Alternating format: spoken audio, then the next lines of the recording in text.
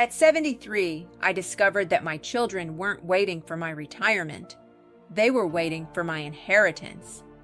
I made a decision that many people will call cruel, and that I call the only honest one I've ever made as a mother. Before you judge me, listen to exactly what I found, and why I don't regret a thing. I am 73 years old. I wear green every single day. I have for decades. People ask why, and I tell them it's because green is the color of money, and money is the color of freedom. That usually ends the conversation.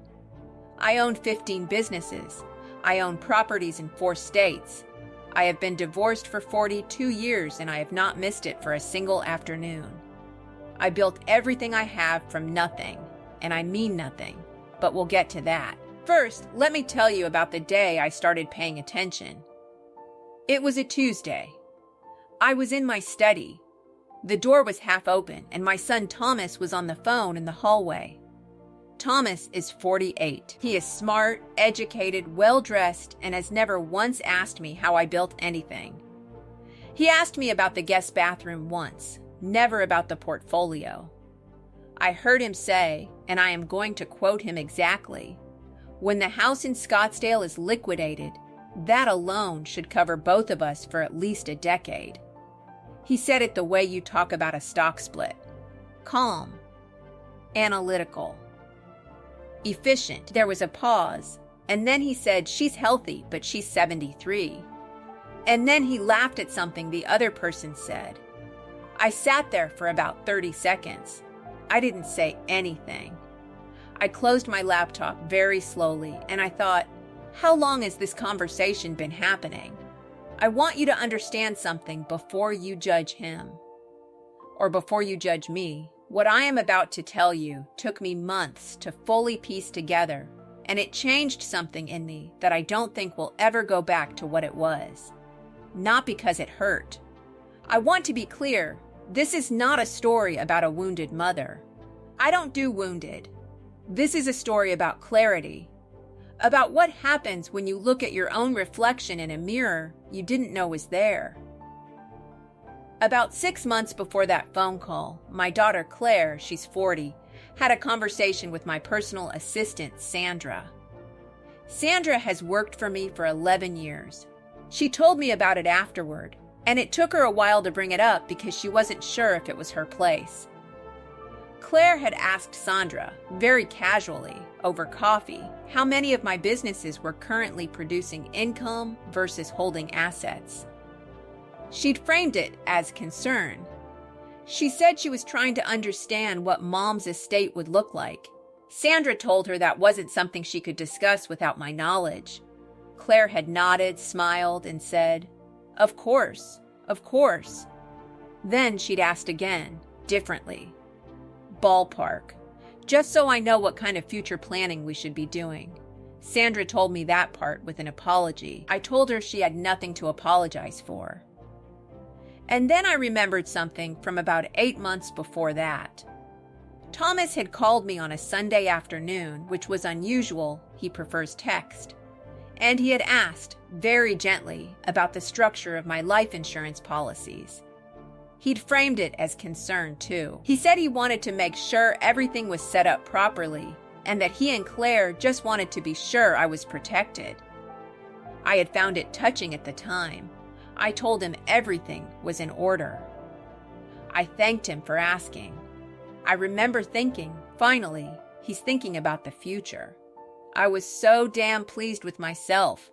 I had missed it completely. Now, and this is where I need you to stay with me, because this is the part that is easy to misread.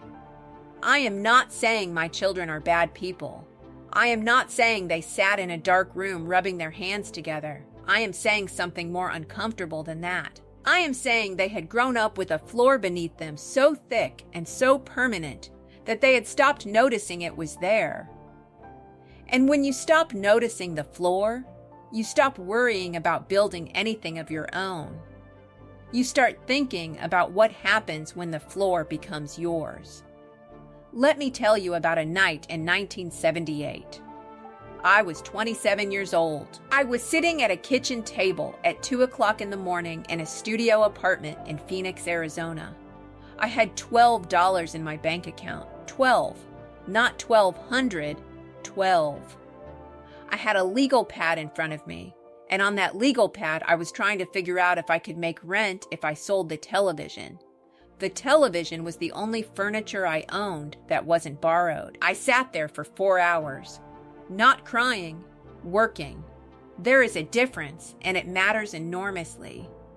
By 4 in the morning, I had 3 things written on that pad: a service I could offer, a price I could charge, and 2 names of people I could call at 7 a.m. That was the beginning. Not a loan, not a safety net, a legal pad and $12 and 4 hours in the dark. My children never had a night like that. I made sure of it. I gave them every advantage I never had: the schools, the stability, the doors that opened because of my name. And for years, I thought that was love. I thought removing every obstacle was the greatest thing a mother could do. I thought protecting them from the fire meant they would be stronger for it. But fire doesn't just destroy. It also teaches you that you won't burn. After the hallway conversation with Thomas, I spent 3 weeks reading quietly. I looked at patterns. I looked at what Claire and Thomas had built on their own, financially, over the course of their adult lives. I looked at what they'd invested in, what they'd asked me for, what they hadn't built. The picture was not flattering, and the uncomfortable truth was that the picture was mine. I had painted it. I made a decision. Not in anger, I want to be precise about that, because the tone matters. I made it the way I make every business decision, with information, with clarity, and without sentimentality. I called my attorney. I called my financial advisor. And I started building something that had nothing to do with my children. I created a foundation. The Margaret Ellison Foundation for Independent Women. Its purpose is to fund women between the ages of 22 and 35 who are trying to build something: a business, a trade, a practice, with no financial backing, no family support, and no safety net. Women sitting at their own kitchen table at 2 in the morning with $12 and a legal pad. The application is simple. There is one essay question. It reads, describe the moment you realized no one was coming to save you, and what you did next. I read every application myself. I will read you one. It came from a woman in rural Tennessee. She wrote, I was 24, and I had left a marriage with $40, a child, and a sewing machine. I sat in my car outside a Walmart, and I wrote down every skill I had on a napkin. I had 6. I started with the first one. She had built a small alterations business by the time she applied to us. We funded her expansion. She now employs 7 women. I do not find this sentimental. I find it correct. Now, the conversation with my children. I invited them both to dinner at my house. Not a restaurant, my house, which they had always assumed, I now realized would one day be theirs. I did not tell them what we were discussing. Thomas arrived in a jacket. Claire brought flowers. We ate. We talked about ordinary things. And then I set down my fork and I said, I need to tell you both something. Thomas said, of course, Mom. What's going on? He sounded ready to be supportive. He had that face people make when they're prepared to seem concerned. I said, I've restructured my estate significantly, and I want to explain why. The room changed. I have been in enough negotiation rooms to know when the temperature shifts. Claire put her fork down. Thomas sat very still. I told them what I had heard, the hallway conversation, the questions to Sandra, the Sunday phone call about the insurance. I laid it out the way you lay out evidence. No accusation in my tone, just sequence, fact, timeline. Thomas said, that's not what that was. He said it quickly, which told me he'd had time to think about what he would say if I ever brought it up. Claire said, "We were worried about you." I said, "I know you believe that. And I'm not here to argue about what you intended. I'm here to talk about what you built."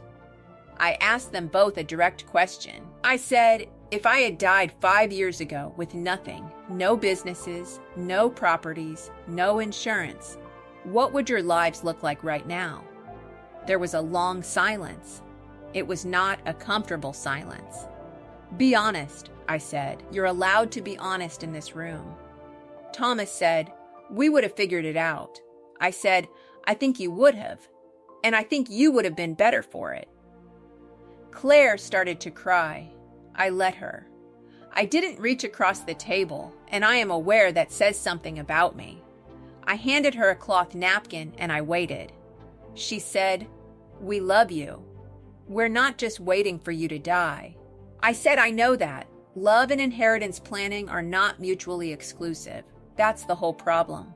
You can love someone completely and still have built your financial psychology around their death.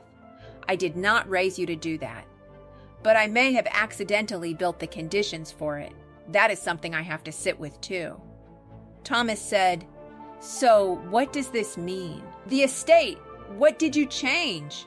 I told them. I have not left them nothing. I want to be precise. I cleared both of their remaining debts. Thomas had a business loan. Claire had significant personal debt she'd never told me about, but that I found anyway. Those are gone. And I have allocated each of them a sum of capital, enough to start something real, if they choose to. It is not a fortune. It is a foundation, in the truest sense of the word. It comes with one condition: it cannot be accessed for 3 years, and during those 3 years they must demonstrate active engagement in building their own income. Not my income, their own. The rest, the businesses, the properties, the investments, goes into the foundation, into women with $12 and a legal pad.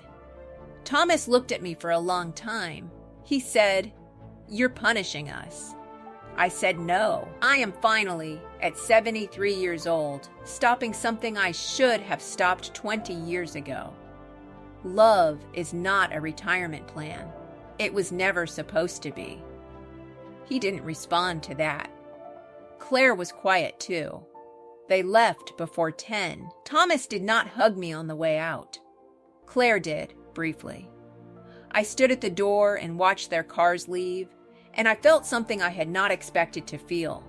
Not guilt, not satisfaction either. Something closer to relief, like setting down a weight I hadn't realized I was carrying. I will tell you about the woman from Tennessee again, because she matters to this story. Her name is Darlene. She sent me a letter 6 months after the grant. She wrote that the funding had changed the trajectory of not just her life, but her daughter's, because her daughter was watching her build something, and for the first time was learning what it looks like when a woman does not wait to be rescued. She wrote, "My daughter asked me who gave us the money. I told her a woman who believes you should build your own floor." I read that letter on my porch. I read it twice. I sit on that porch most evenings now. It faces west. The light comes in green at the end of the day. You'd think I planned it, but I didn't. I think about Thomas and Claire. I think about what they're doing with the 3 years I've given them. I think about that kitchen table in Phoenix in 1978, and whether, if someone had handed me a safety net at 27, I would have jumped at all. I think the answer is no, and I think that is not a tragedy. I think it is the most honest thing I have ever understood about myself. My children think I took something from them. I think I finally stopped taking something from them. I am going to leave you with 2 questions. Not rhetorical ones, real ones. The kind that don't have clean answers. If you had built everything you own, at what point does protecting your children from struggle become stealing their competence from them? And if you spent years quietly planning your future around someone else's death, even someone you love, what does that say about the life you chose not to build while you were waiting? I don't have those answers. But I think the fact that they're uncomfortable is exactly why they matter.